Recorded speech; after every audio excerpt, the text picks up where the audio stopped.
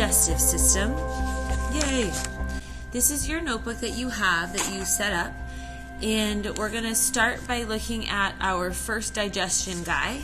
And oops, these are just basic digestion labels, so I'm going to have you pause the video, see what you can fill out on here. I'll give you a couple weird ones. This one right here is the tongue to get you started, spelled tongue-y.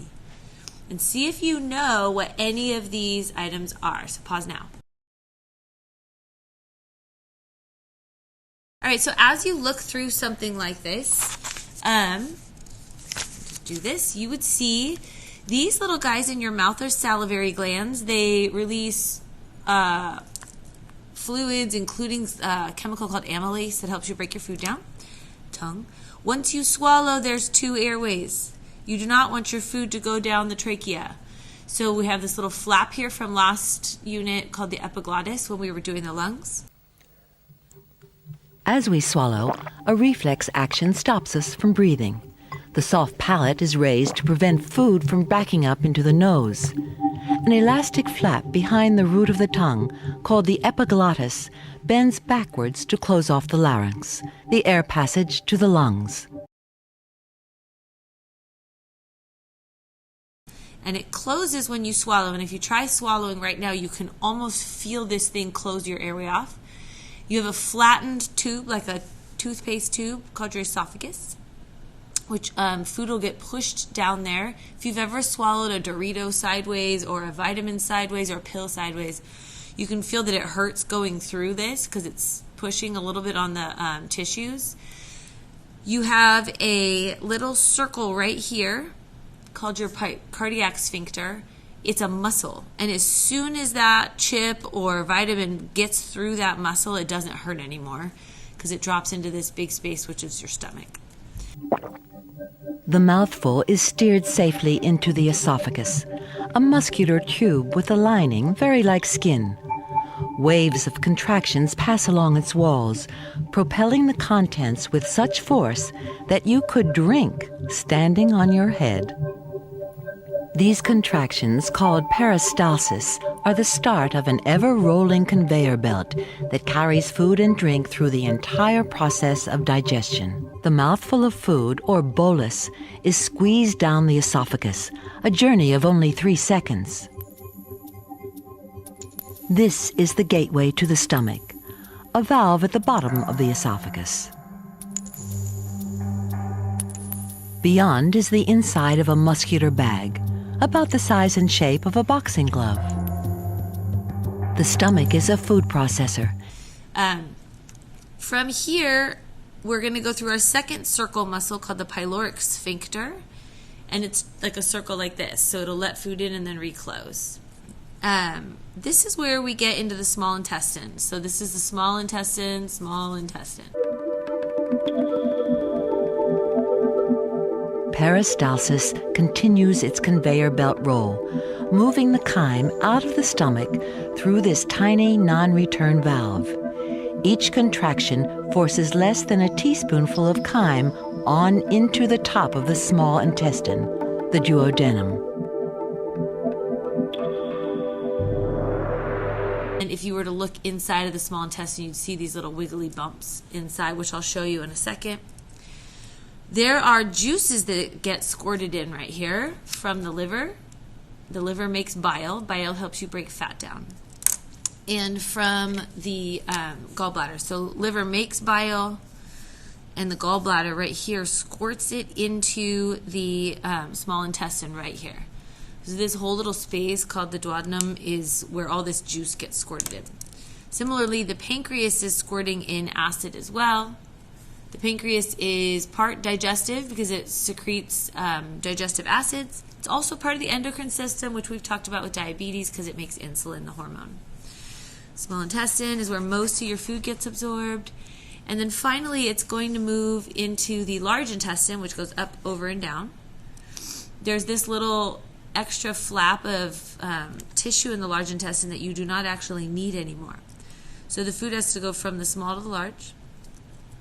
If food gets caught in here and bacteria get caught in here, that can get infected where then you have appendicitis. Itis is inflammation of, and that can get really swollen. If it gets too swollen, it can pop.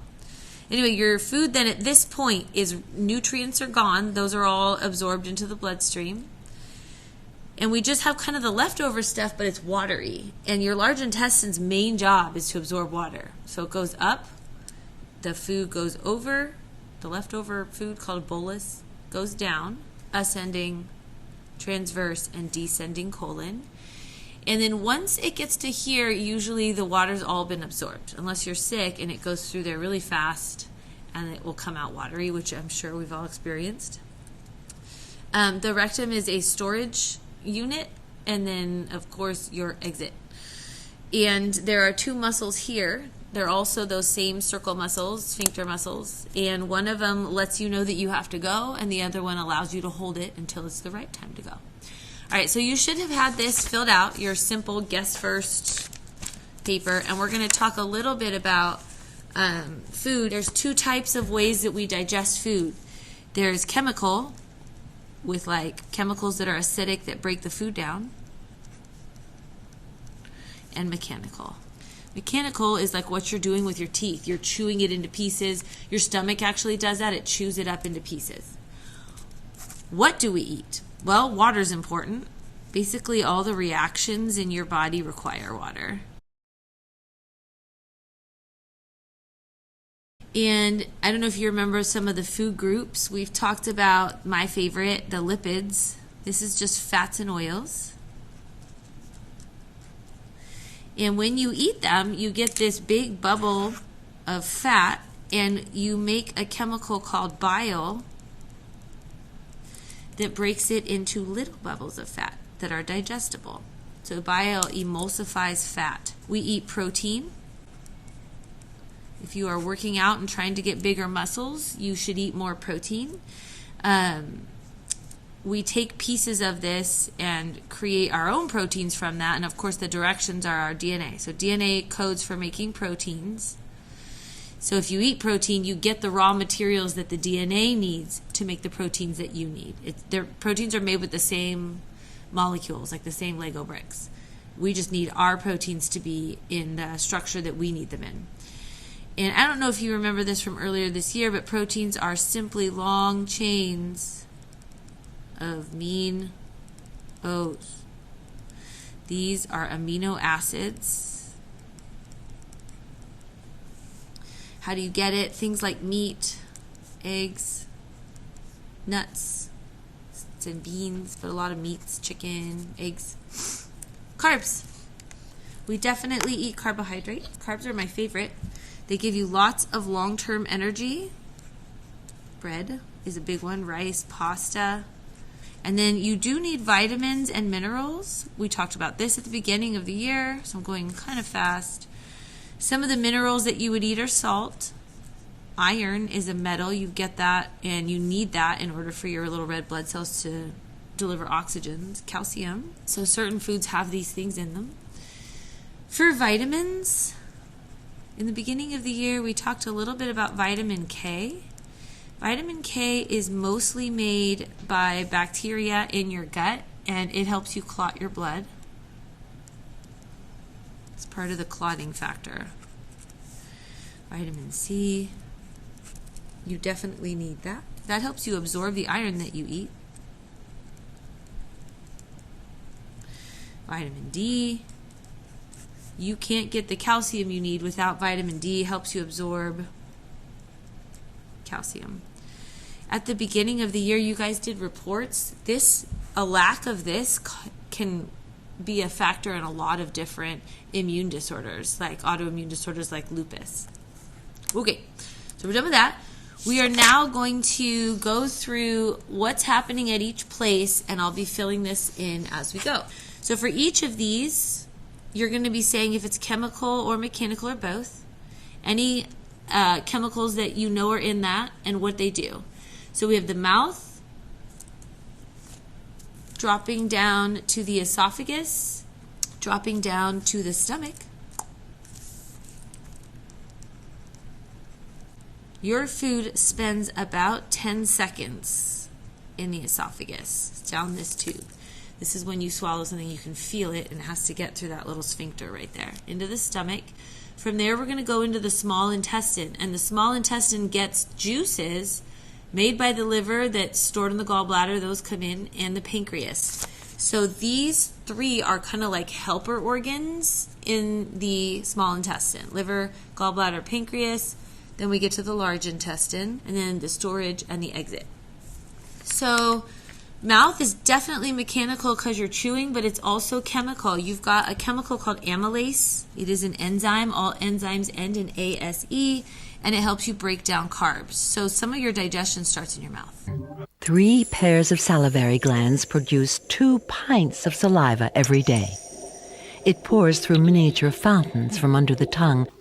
From here, the food has a twisting 36-foot journey through the digestive system. The mouthful is steered safely into the esophagus, a muscular tube with a lining very like skin. Your esophagus is just mechanical. There's a little muscle that pushes food down your esophagus, and it's called the peristaltic wave, or peristalsis. The mouthful of food, or bolus, is squeezed down the esophagus, a journey of only 3 seconds. Waves of contractions pass along its walls, propelling the contents with such force that you could drink standing on your head. These contractions, called peristalsis, are the start of an ever-rolling conveyor belt that carries food and drink through the entire process of digestion. And we get into your stomach. Most adults think that the stomach is where all the magic happens. You do break your food down here, but it's not where most of your nutrients get absorbed through the wall into your bloodstream. The only thing that really gets absorbed here in the stomach is protein. Not fats, not carbs, not vitamins, just proteins. So, and your stomach, not only is it chemical, it's also mechanical. Your stomach actually squishes your food. So for chemical, one of them is called pepsin, and pepsin helps break down and absorb proteins. If there's too much of this pepsin, it can give you some stomach upset, and you might take Pepsid AC, which is a medicine that would help you kind of slow this little guy down. And the other one is hydrochloric acid. If you put your hand inside of your stomach, 2 things. Number 1, there's something wrong. You shouldn't have your hand in your stomach. Second, you would digest your hand. You would digest it with this hydrochloric acid. So this is just an acid to help you break your food into little tiny pieces. And the only reason your stomach doesn't digest itself is because there is a layer of mucus in here that helps you not digest yourself, and that mucus blocks the acid from digesting your stomach wall. If that mucus layer gets too thin, you will get an ulcer. And an ulcer is when acid from your stomach is burning a hole through your stomach. The stomach is a food processor. It pulverizes what we eat, diluting or concentrating it, preparing it for the next stages of digestion. This cavern is the stomach at full stretch, at its maximum capacity of 3 pints. Strong acid pours in, attacking and breaking down food. Mysteriously, it remains safe from its own corrosive contents. The secret lies in its convoluted walls. They are covered with deep pits, each lined with microscopic cells. In a bizarre balance, some of the cells release hydrochloric acid, while their neighbors secrete a sticky mucus. This coats the stomach walls and protects it from self-destruction.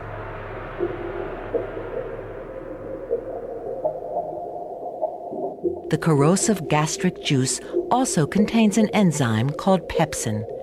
It dismantles proteins into their basic molecules. Little absorption of nutrients happens here, but food stays for 2 to 6 hours. Okay, small intestine is chemical. The liver is making the bile. Gallbladder is storing it. Liver makes the bile, and the gallbladder stores it. And we talked about how bile takes fat and breaks it into smaller bubbles. It emulsifies fat. So we could write that here. Bile takes a big fat bubble and turns it into little tiny little pieces. Once the liver makes the bile, you've thrown bile up. It's when you have nothing left to throw up, you might throw up like yellowy stuff at the end. That's bile that was made by your liver, stored in your gallbladder. Your gallbladder is the one that sprays it into the small intestine.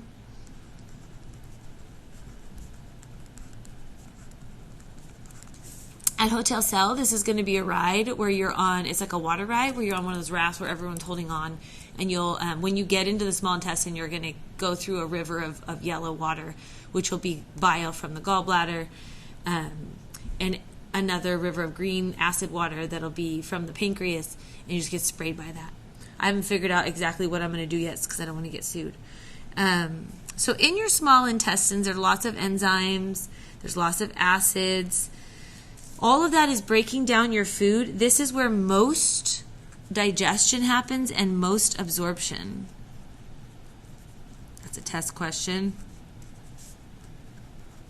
Our intestines are neatly looped into coils to fit inside a convenient-sized body.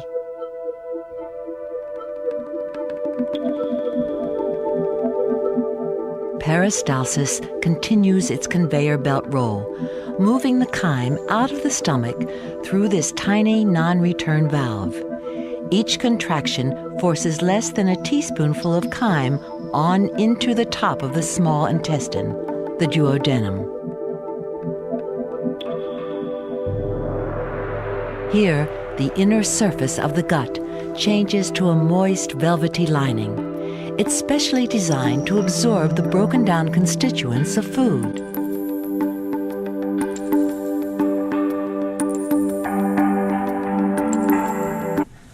Here's the small intestine.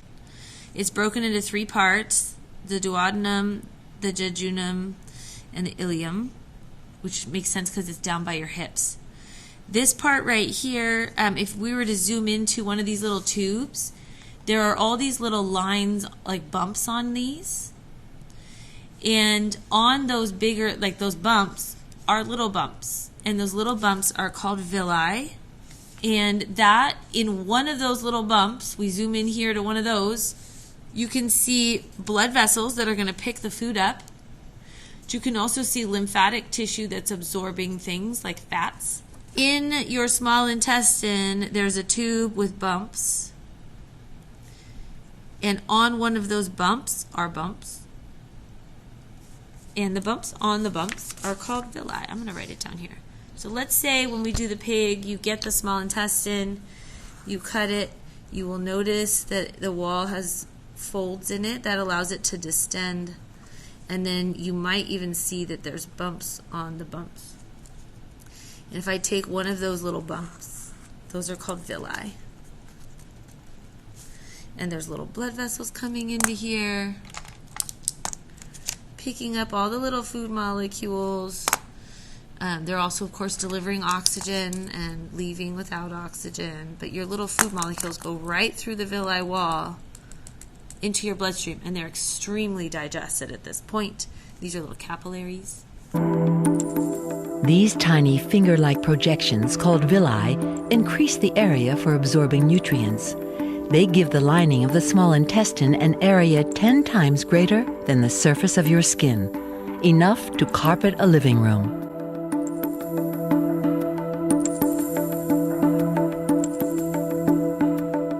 This is where nutrients pass from the intestine into the bloodstream. Each of the tiny villi contains a network of blood vessels which absorb glucose and amino acids, the building blocks of carbohydrates and proteins.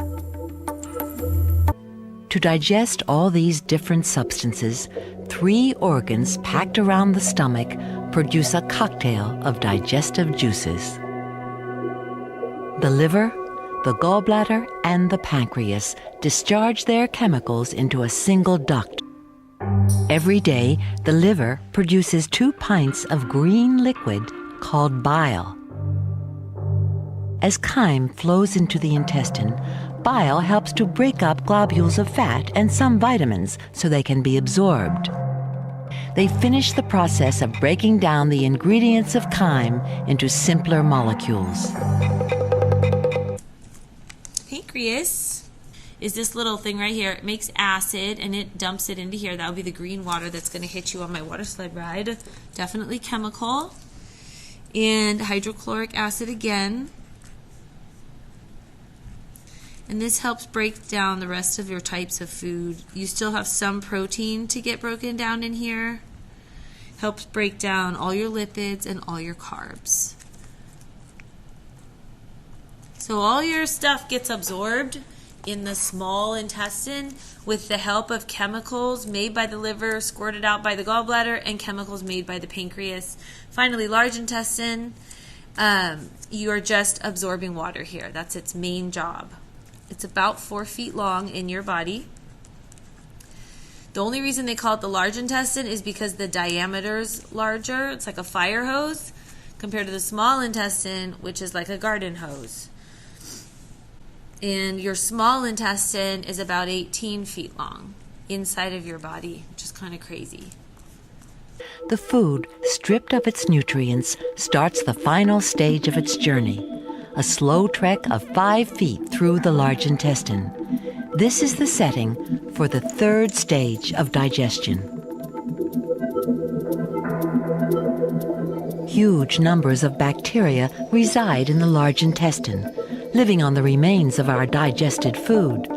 These bacteria are quite harmless in the digestive tract. In fact, they help us out by making small amounts of some vitamins. Bacteria, not the remains of food, make up most of our solid waste.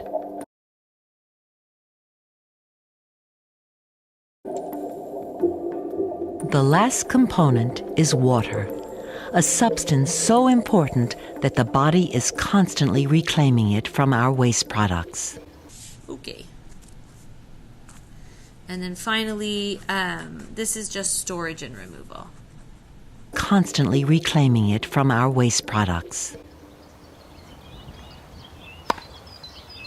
Water makes up 60% of the human body, 10 gallons in all. Even so, we are in constant danger of drying out. To play its part in our water control, the lining of the digestive tract changes as we enter the large intestine from cells that absorb nutrients to cells designed to filter out water. Our digestive juices have turned the original food into a slush, and the body needs that water back. 2/3 of the water in chyme is extracted by the large intestine, filtered out by a microscopic sieve of cells.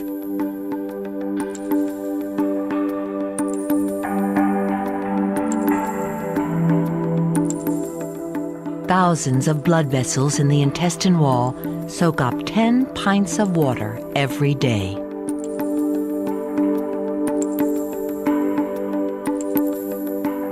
A dense network of capillaries carries the reclaimed water and absorbed nutrients away from the intestines and back into circulation.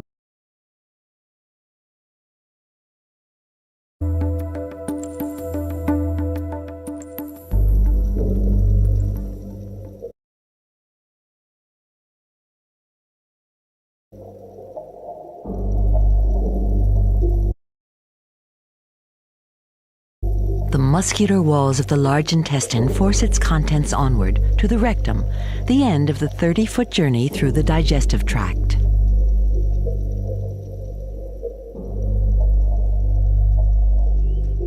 Take a second to see if you can label some of this now, starting with those little salivary glands.